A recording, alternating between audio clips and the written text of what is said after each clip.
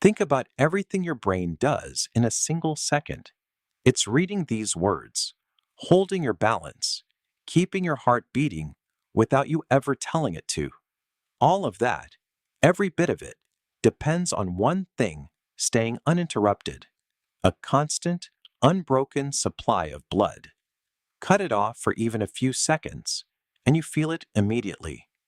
Dizziness, confusion, the room tilting. Cut it off for a few minutes, and the damage becomes permanent. So your body built a delivery system for this. Arteries branching into smaller and smaller vessels, reaching every corner of your brain, keeping the lights on without you ever noticing the wiring. When it works, you never think about it. Not today, not this year, maybe not ever. But here's what almost nobody tells you. The damage that eventually causes a stroke doesn't start in your 60s or your 50s. It starts here, in your 20s, sometimes earlier. Cholesterol, a little at first, barely a film, tucked into the lining of your arteries. Doctors call it a fatty streak. Almost every 10-year-old already has one, whether they'll ever know it or not. By the time you're in your 30s, some of that residue has reached the very arteries feeding your brain. No pain, no symptom, nothing you could ever feel. It just sits there, waiting, building. This is the part that changes everything, though. What feels sudden, a stroke, a collapse, a life split into before and after, is actually the last step of a process that's been running quietly for decades. Like pipes slowly narrowing behind a wall you never look at. You don't notice a shrinking pipe, not until the day the water stops. Right now, somewhere in your body, that same quiet process might already be underway.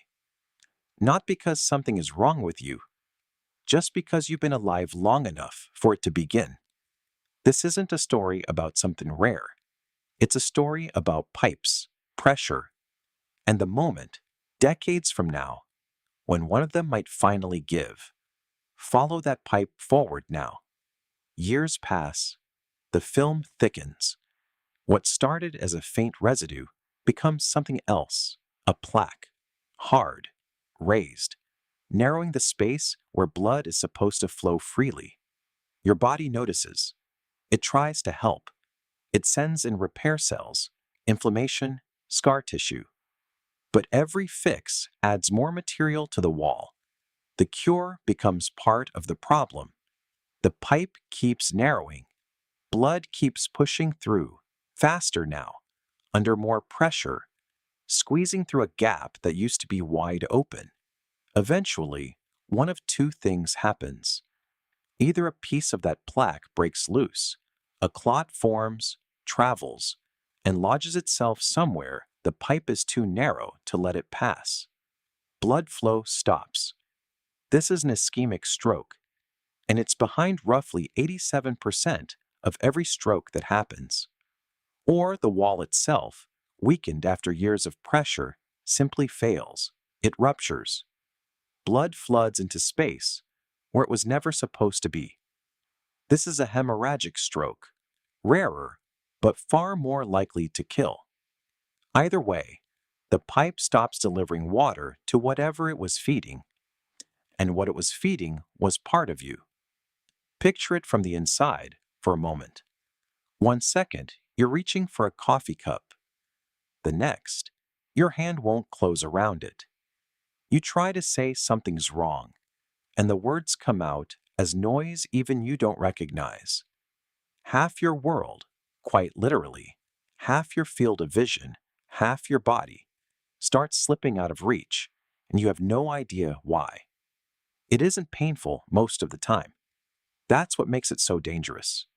It's just absence, a piece of you, suddenly offline.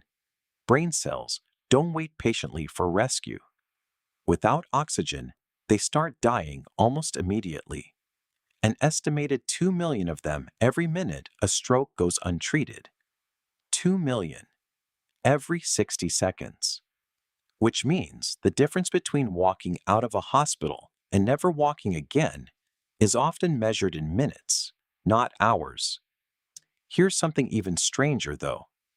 For every stroke someone actually notices, the collapse, the slurred speech, the ambulance, there are roughly 10 more happening without anyone ever knowing. Doctors call them silent strokes, small blockages, small ruptures, too minor to cause any obvious symptom at all. By the time someone reaches their 80s, roughly 1 in 4 already has at least one of these sitting in their brain, discovered only by accident, on a scan taken for something else entirely. No collapse, no hospital visit, no story to tell, just a pipe, quietly failing somewhere no one was watching. And each one, silent or not, adds up, raising the risk of the next one, slowly chipping away at memory and clarity long before anyone calls it a problem. In America, none of this is rare. Someone has a stroke every 40 seconds. Someone dies from one every 3 minutes and 14 seconds. And for nearly 1 in 4 people, it happens to. It isn't even the first time. The same weakened pipe fails. That's the part no one wants to sit with. But here's what almost never gets said in the same breath as all that fear. This entire process, decades in the making, can be interrupted at almost any point along the way. First, though, you need to know what it looks like when it's already happening. If you ever see someone's face suddenly droop on one side, if an arm goes weak or numb out of nowhere, if their speech turns slurred or the words just won't come out right, that's the moment. Not tomorrow. Not, let's wait and see. Call emergency services immediately. Every minute you wait costs cells that don't come back. Sometimes, the body sends a warning first, a mini version of all this that resolves on its own within minutes. Doctors call it a TIA. Most people call it nothing. Because it disappears so fast, they convince themselves it wasn't real. It was real. It's the pipe telling you it's already narrower than you think. Now, the longer game. The one that actually keeps this from ever reaching that point. Blood pressure is the single biggest lever you have. Keep it in a healthy range, and you slow the entire process down at its source. Quitting smoking matters more than almost anything else on this list.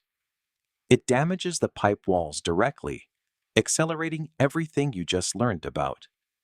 Moving your body regularly doesn't need to mean anything dramatic. A daily walk, gardening, taking the stairs instead of the elevator.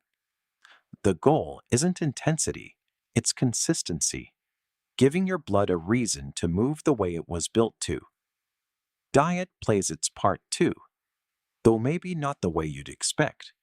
It's less about any single food and more about what regularly ends up in your bloodstream. Too much cholesterol, too much sugar, feeding the same buildup you've been learning about this whole time. Managing blood sugar matters just as much, especially for anyone living with diabetes. High glucose damages vessel walls in ways that speed the entire process along. And sleep, oddly enough, belongs on this list too. Poor sleep raises blood pressure, disrupts how your body regulates inflammation, and over years, quietly adds its own contribution to the wear on those pipes. None of this demands perfection. It's not one dramatic change that fixes decades of buildup. It's a handful of small, boring, unglamorous habits, repeated often enough that they start to outweigh the damage. The pipes inside you were never meant to last forever without care, but they were built to last a very, very long time, if you give them the chance. This video is for educational purposes and isn't a substitute for medical advice.